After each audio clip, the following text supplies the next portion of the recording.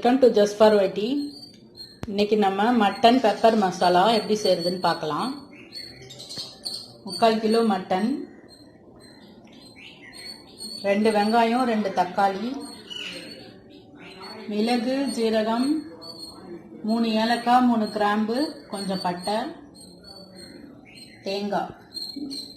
இந்த ஒரு மூடி தேங்காயில் பாதி மூடி தான் நம்ம யூஸ் பண்ண போகிறோம். இந்த தேங்காயும் இந்த மிளகு சீரகம் இது எல்லாத்தையுமே சேர்த்து அரைச்சிடணும் நைஸா. இப்போ எப்படி செய்யறதுன்னு பார்க்கலாம்.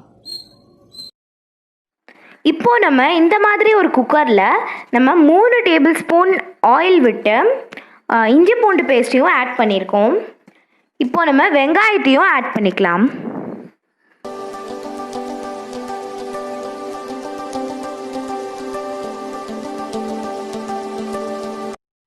இப்போ நம்ம வெங்காயத்தை போட்டாச்சு, நல்லா வதக்கிப்போம்.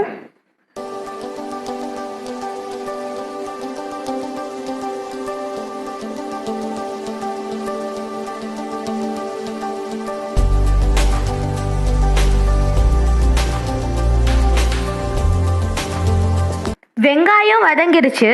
இப்போ நம்ம தக்காளியை ஆட் பண்ணிக்கலாம்.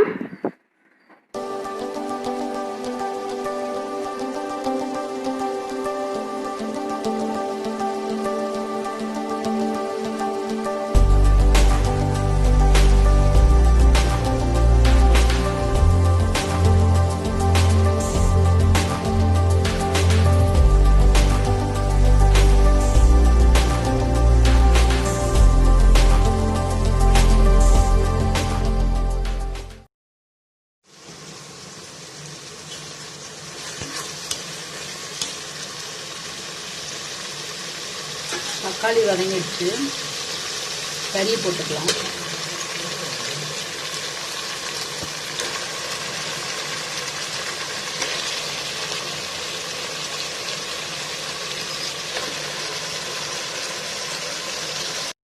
இப்போ நம்ம அரைச்சி வச்சிருக்க இந்த தேங்காய் கலவையும் ஆட் பண்ணிக்கலாம். இந்த தேங்காய் கலவை தேங்காய், மிளகு, ஜீரகம் இது 3த்தையும் சேர்த்து போட்டு அரைச்சது. இப்போது இது கூடவே நம்ம உப்பையும் சேர்த்துக்கலாம், தேவையான அளவு உப்பு. இது கூட நீங்கள் மிளகாத்தூள்லாம் போட வேண்டிய அவசியம் இல்லை, வேறு காரம் வேணும்னா நீங்கள் போட்டுக்கலாம். நான் இன்றைக்கி போடாமல் தான் செய்கிறேன்.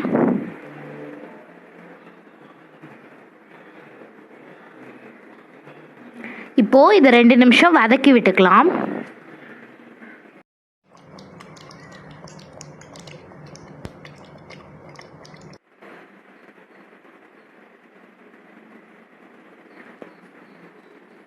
கொஞ்சமாக தண்ணி ஊற்றி இப்போ வேக வச்சுக்கலாம். ஒரு விசில் விட்டால் ரெடி ஆகிடும்.